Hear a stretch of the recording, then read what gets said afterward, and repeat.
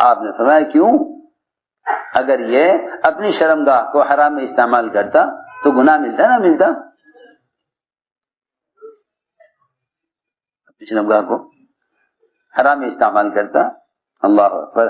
اگر شرمگاہ کو قدرت ہوتے ہوئے، اگر اپنی شرمگاہ کو پوری قدرت ہوتے ہوئے حرام سے بچا لے تو اسی پر اللہ تعالیٰ چٹان کو ہٹا دیتے ہیں.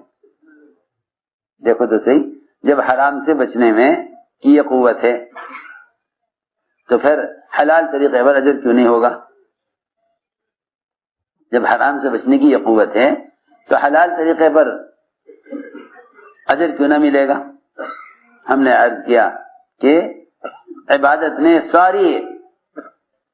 نے مسلمان کے سارے اعمال، ساری عبادات، ساری ضروریات کو گھیرا ہوا ہے.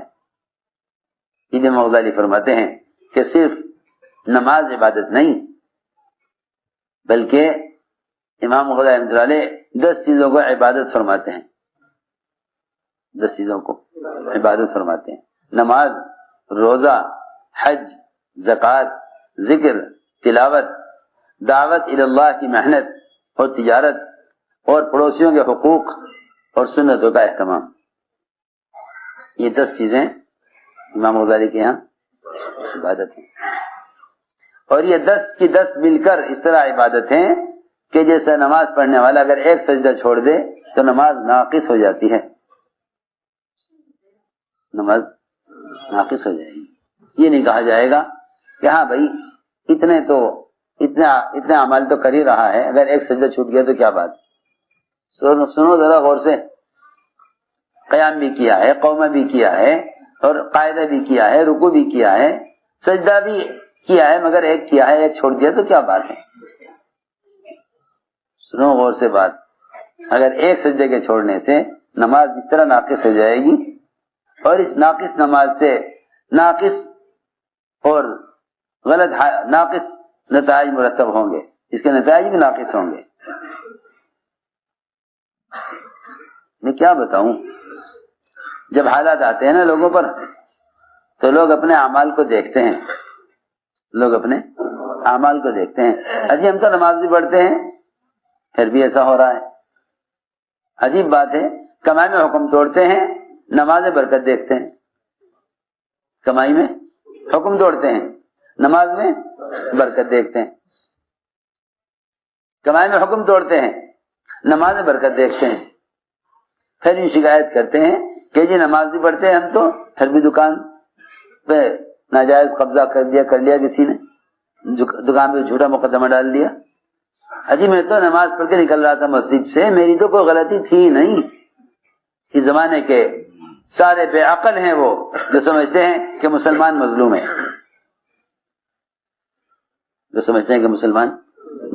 بے عقل لوگ ہیں. بے عقل ہیں وہ لوگ جو سمجھتے ہیں مسلمان مظلوم ہے.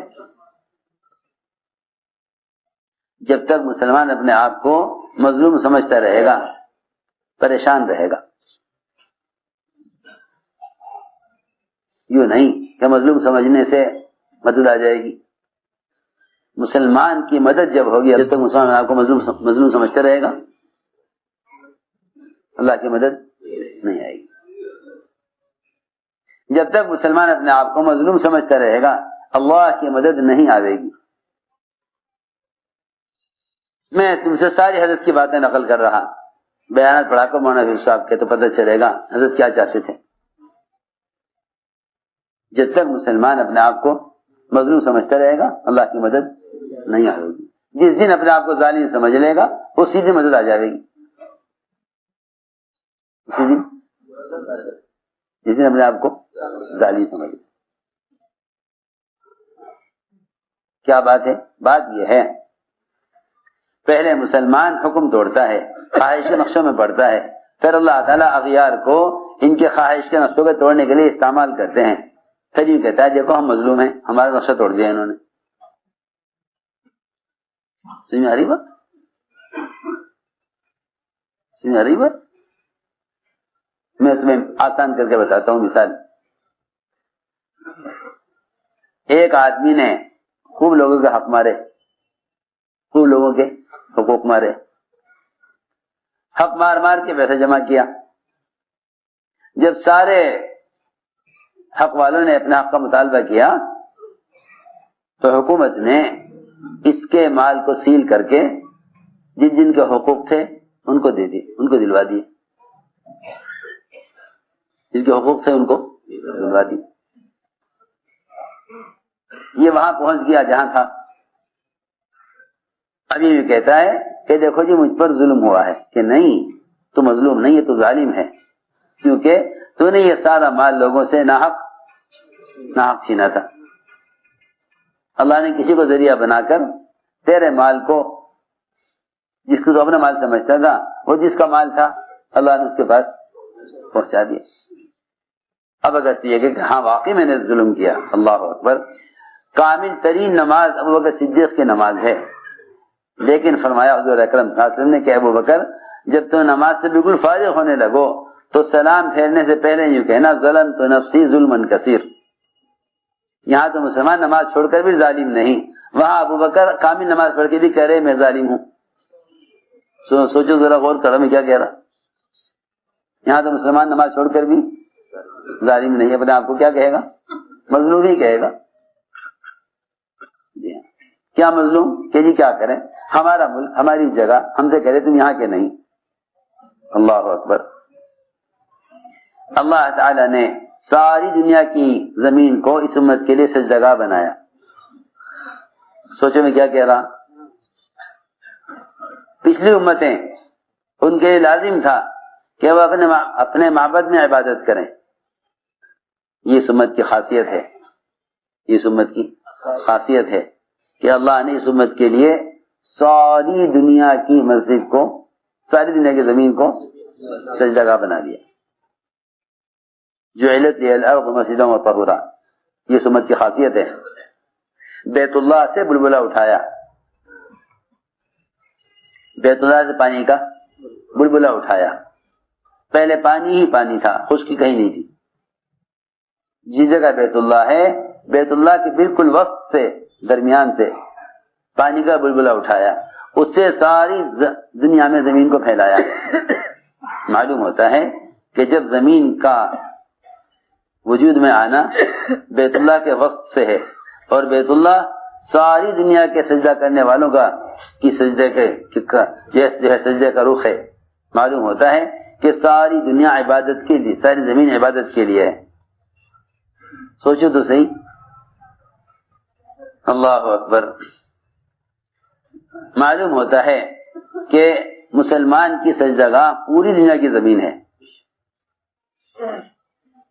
تو یہ مسلمان نے سجدہ ہی چھوڑ دیا، یہ مسلمان نے سجدہ ہی چھوڑ دیا، تو جو زمین سجدہ گاہ بنائی گئی تھی اس امت کے لیے، وہ زمین ان کے پاس کہاں رہے گی پھر؟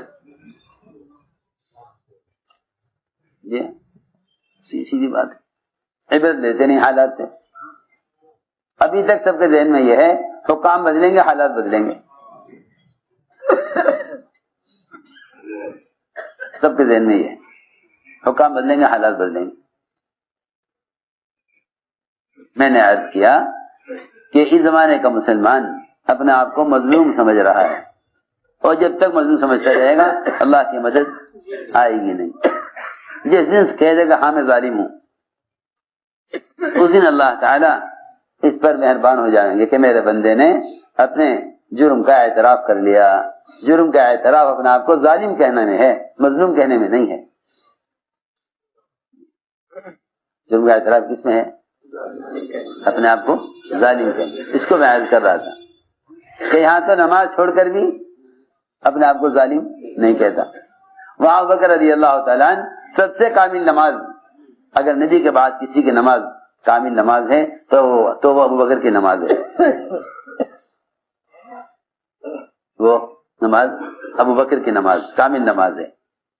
وہ اس نماز کے اختتام پر کہہ رہے ہیں ظلمت نفسی ظلما کثیر، میں نے تو ظلم کے پہاڑ توڑ لیے۔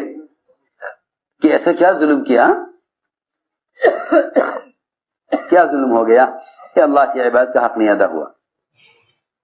یہاں نماز چھوڑ کر بھی ظالم نہیں، وہ وہاں کامل نماز پڑھ کر بھی اپنے آپ کو ظالم کہہ رہے۔ میں عرض کرنا چاہتا ہوں، سمجھ میں آئی بات؟ کہاں سمجھ میں آئے گی؟ آدھی بات کاٹیں گے، آدھی بات لیں گے اور جا کے پوچھیں گے باہر لوگوں سے کہ بھائی یوں کہا ہے، ہاں یہ کھیل بن گیا ہے، بجائے اس کی پوری بات کو سمجھ کر کسی نتیجے پر پہنچو. یہ مزاج بن گیا.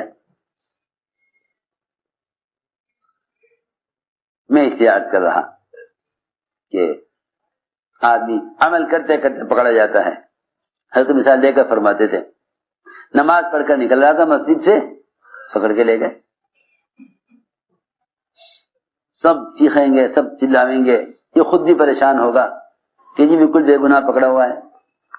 بالکل کیا اللہ کو کیا پڑھی، اللہ کو کیا پڑھی کہ مسلمانوں کو بے گناہ حالات میں گرفتار کریں. ما یفعل اللہ بعذابکم ان شکرتم وآمنتم.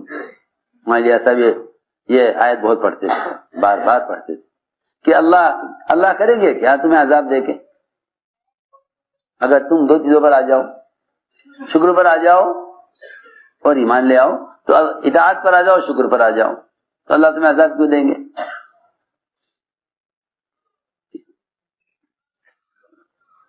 مسلمان شکایت کرتا ہے کہ بالکل بے گناہ پکڑا گیا ہوں.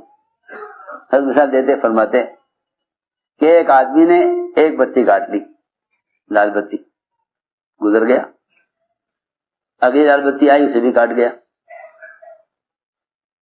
اور وہاں لگے ہوئے ہیں کیمرے، آج کل تو کیمرے لگے ہوتے ہیں نا.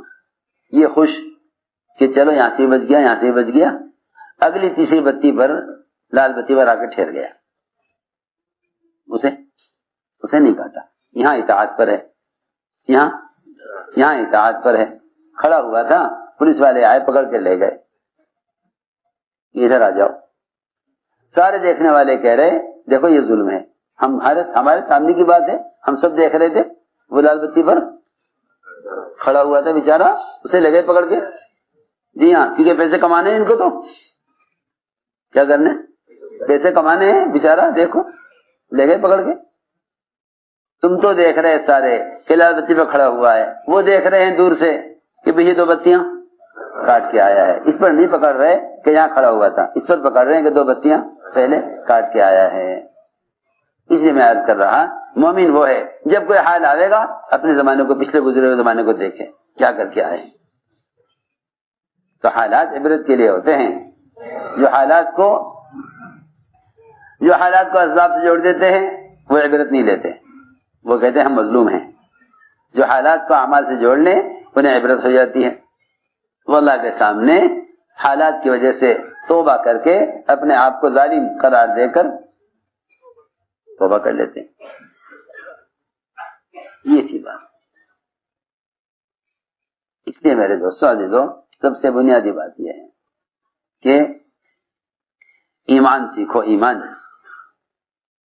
اور مومن واقعی وہی ہے کہ جس کو جو حالات سے عبرت لے، حالات سے عبرت لے. میں کیا بتاؤں، ہم سمجھتے ہیں حالات مصیبت ہیں، حالانکہ حالات نعمت ہیں. حالات نعمت ہیں. لو سمجھے حالات مصیبت ہیں، حالات نعمت ہیں.